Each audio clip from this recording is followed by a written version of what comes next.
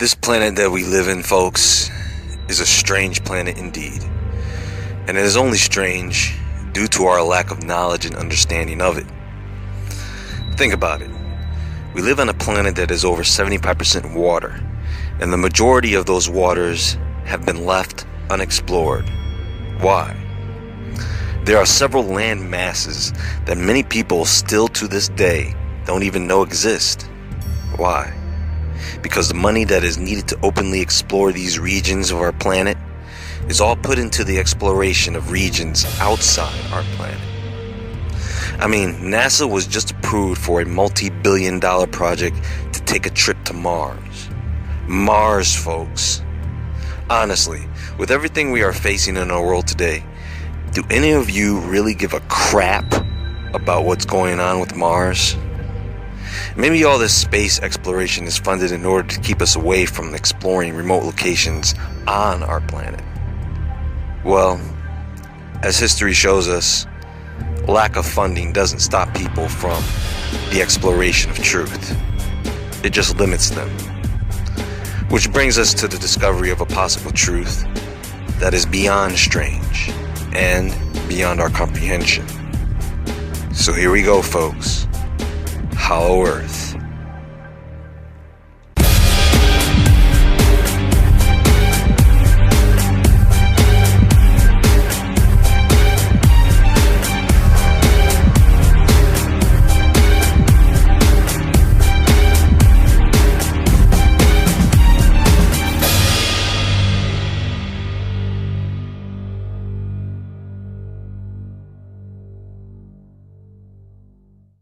So, right now, there are two major ideas, or concepts, behind the Hollow Earth theory.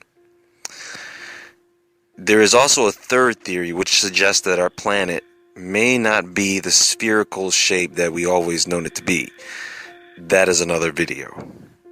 Now, the first idea or concept or layer to Hollow Earth has to do with something that we really know is fact. We all know that there are holes or pockets within the Earth's crust. There are caves, crevasses, reservoirs, tunnels, bunkers, mines, underground bases, and maybe even cities. Aside from the holes we create, the majority of natural underground caves remain unexplored. Because quite frankly, you have to be nuts to explore them, and get other people to explore them with you. Which brings me to the second concept, the deep layer to the Hollow Earth theory, which is an ancient theory, by the way. But I want to start with Admiral Byrd. Now, here's a true nut, folks. And I'm not saying nuts in the sense that he was crazy. I'm saying nuts in the sense that this guy had a lot of balls. Him and his co-pilot, Floyd Bennett. So, what they did is they flew a 1920s aircraft up and into the North Pole. This takes a very skilled and talented pilot, because nobody is pulling it off today without an advanced military jet. This expedition with two people still remains questionable to this day, not because of what they didn't find up there, but because of what they did find. Lush vegetation.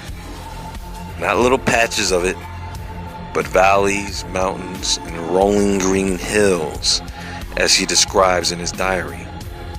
Which we don't know is real, because Byrd is not here to tell us that it is.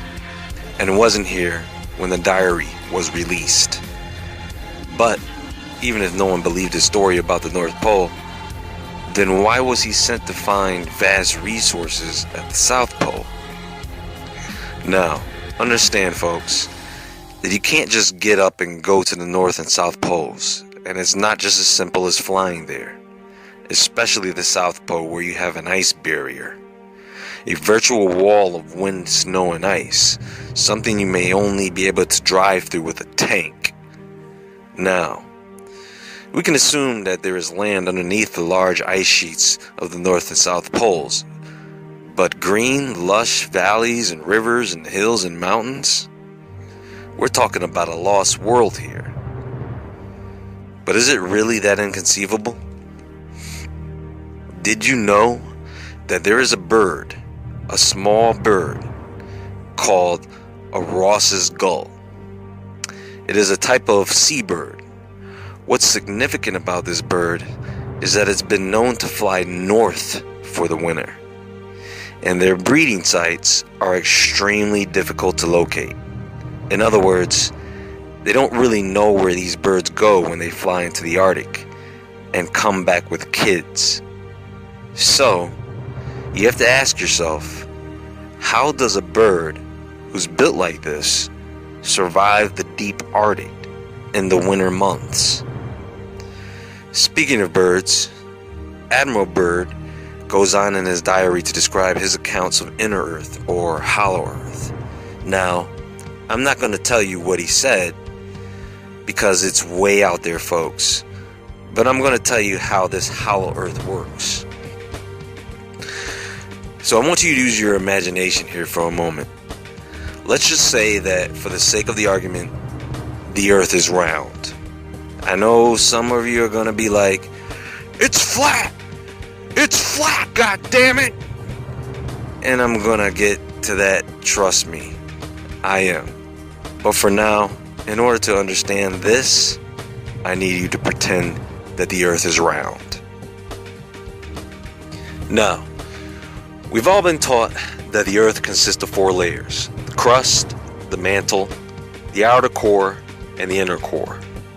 The crust is what we have studied the most, so it is the part of the Earth that we have the most information on. Now, the crust is very thin. It's been estimated to be between 3 and 5 miles thick underneath the ocean floor, and about 5 to 25 miles thick from the surface to the mantle. Then you've got about a good 1,800 miles of mantle. Then the outer core, another 1,400 miles.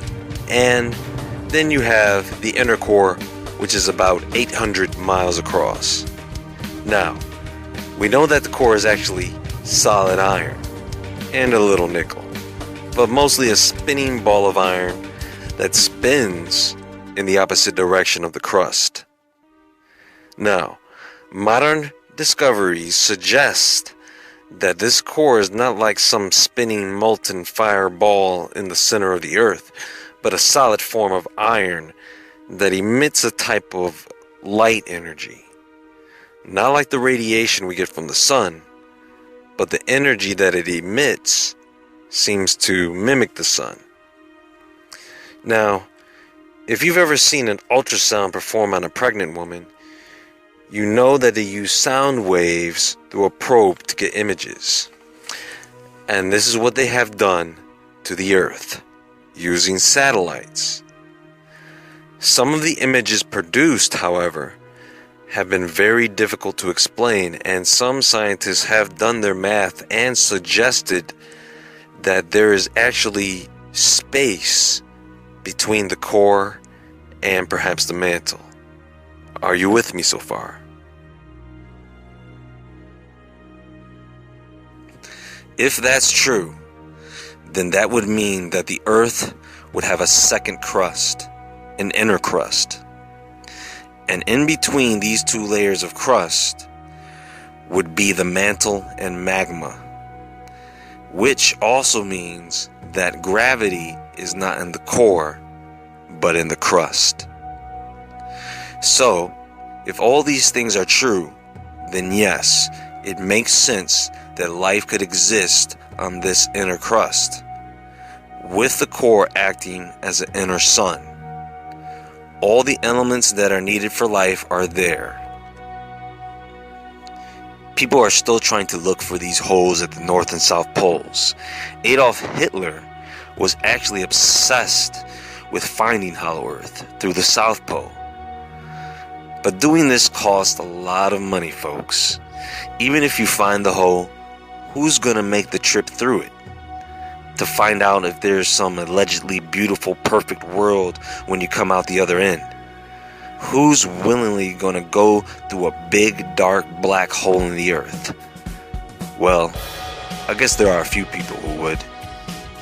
All I know is, I'm not going to Hollow Earth anytime soon, and I'm pretty sure neither will any of you. Don't worry, folks. I don't think that the people of Hollow Earth like us anyways.